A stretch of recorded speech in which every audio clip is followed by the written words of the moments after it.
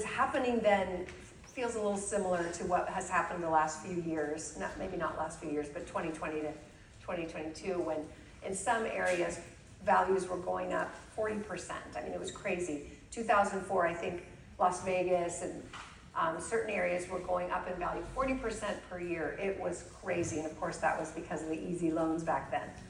So he explained that it was very easy to predict how that was going to turn out. Once those loans were due, and they were set to come due, or at least adjust to a higher payment in 2007. So it was known, but very few people could see that, and we're not looking at the things you need to look at to understand what's coming so you don't get run over, you don't get hit by a truck, so to speak. You could see what's coming, and nobody could see it. Very few people could see it, but it was known. Even I was a mortgage broker at the time. We knew when these loans would reset, and yet nobody thought about that. He did.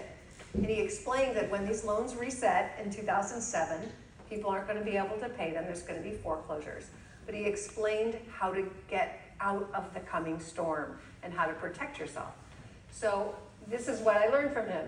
Invest in areas where there's job growth. When there's job growth, that brings people. There's population growth. And when there's population growth, there's infrastructure growth. And then also where those areas are still affordable for the average person. The average salary, the average person in the area can afford the average home. When you have all of these things in place, you're going to see a boom and you're going to be protected. And I just followed this. It just made sense to me. He explained at the time that Dallas, Texas was not doing some of the crazy liar loans at the time. They had been through the S&L crisis of the 80s and they didn't want to go through that again. So they had actually pretty strict lending during the whole mortgage meltdown.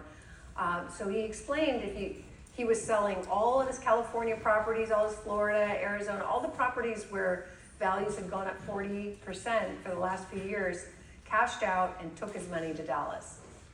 Made sense to me. So I did it too.